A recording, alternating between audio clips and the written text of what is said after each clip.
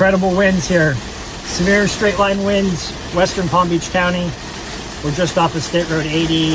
A catastrophic severe thunderstorm system slammed into Palm Beach County, packing destructive 60 miles per hour straight line winds, intense microbursts, and quarter-sized hail that ripped through residential neighborhoods, shattered local infrastructure, and left thousands of citizens plunged into complete darkness. The extreme weather event, which reached its peak intensity during the late evening hours, has prompted local emergency services, utility crews, and municipal governments to initiate a massive multi-agency cleanup and recovery operation across South Florida.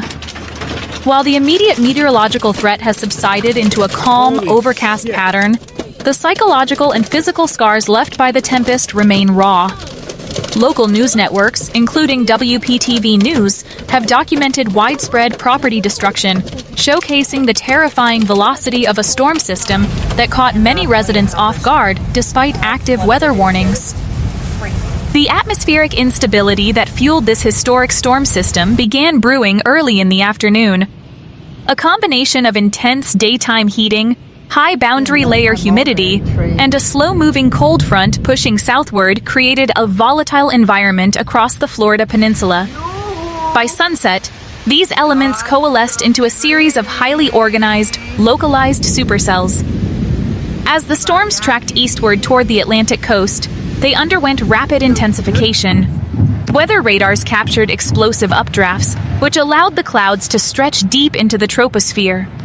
This vertical development facilitated the creation of severe microbursts, localized columns of sinking air that drop out of a thunderstorm and hit the ground running with the force of a small tornado.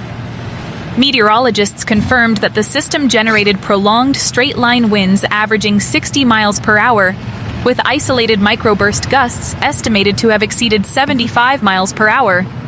This wind energy was accompanied by an extraordinary frequency of cloud-to-ground lightning strikes, transforming the night sky over West Palm Beach into a continuous strobing display of electrical energy. For the residents of Palm Beach County, the storm shifted from a standard summer downpour to a life-threatening emergency within a matter of minutes. The suddenness of the wind shear left families scrambling for safety in interior rooms and hallways. In the master-planned community of Arden, located in the western portion of the county, the destruction was particularly concentrated. The neighborhood bore the full brunt of a suspected microburst. Multiple homes experienced catastrophic structural failures on their back patios. Screening, heavy aluminum framing, and concrete anchor bolts were ripped directly out of the ground, exposing home interiors to the driving rain. The sheer lifting power of the wind was visualized in a striking manner when a full-sized backyard trampoline was lifted into the air, carried over a fence line, and deposited squarely onto a neighbor's roof. Garbage cans, patio furniture, and heavy landscaping decor became unguided missiles, shattering windows and denting parked vehicles across several blocks. Closer to the coast, urban centers experienced a different brand of chaos. The combination of torrential rainfall rates exceeding 2 inches per hour and wind-blown debris quickly overwhelmed the municipal storm drainage systems.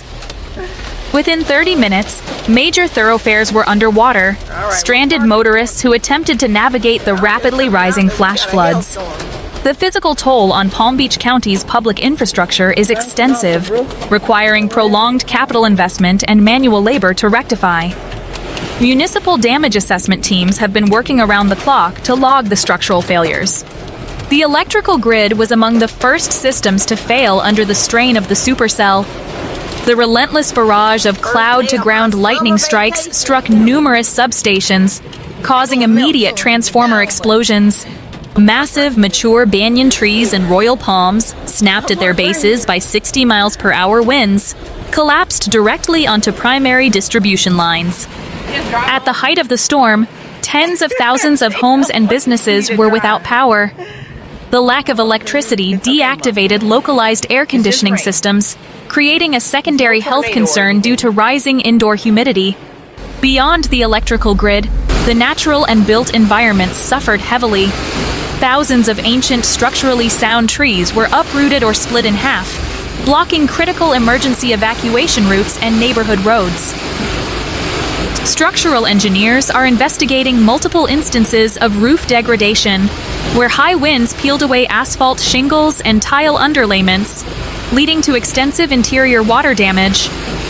The silver lining of the disaster has been the swift, calculated response of Palm Beach County's emergency management teams, first responders, and community groups.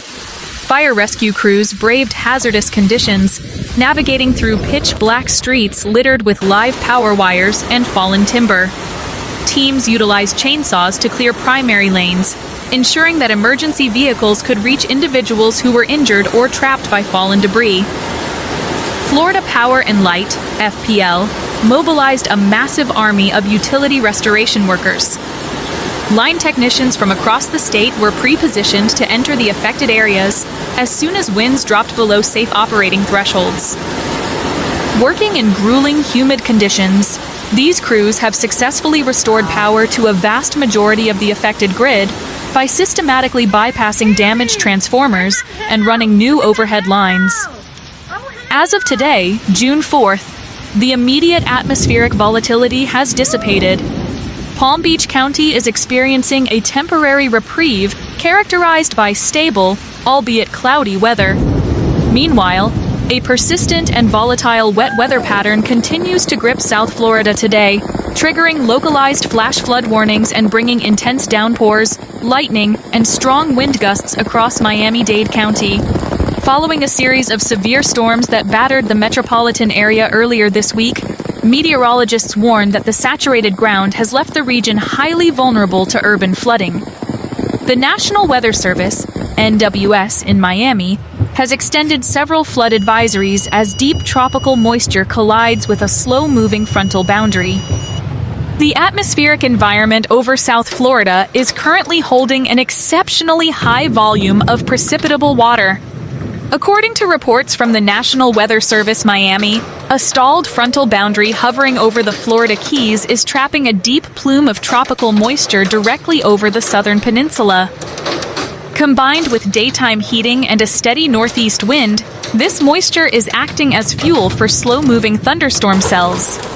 Because these storms are moving at a sluggish pace, they are capable of dumping tremendous amounts of water over concentrated urban areas in a short span of time. Early data indicates that rain chances will peak between 75% and 85% through the late afternoon and early evening hours before gradually tapering off tonight. The primary concern for emergency management officials is no longer just the severity of the individual storm winds, but the compounding volume of water falling onto already waterlogged streets. The current flash flood threat is the climax of several consecutive days of turbulent weather across the Gold Coast. The week began with record-breaking heat.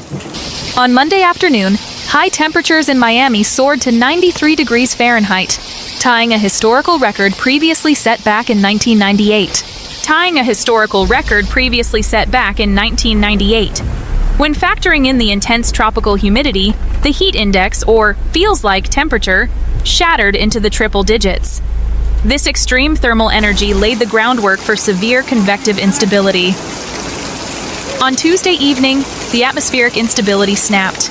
A severe thunderstorm packing 60 miles per hour wind gusts, intense lightning, and quarter-sized hail tore through Miami-Dade County. Radar tracking from local meteorological teams captured distinct downburst signatures moving northeast across the Florida Turnpike.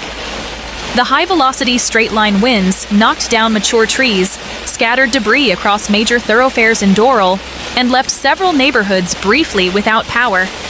By Wednesday afternoon, the focus shifted from damaging winds to relentless rain.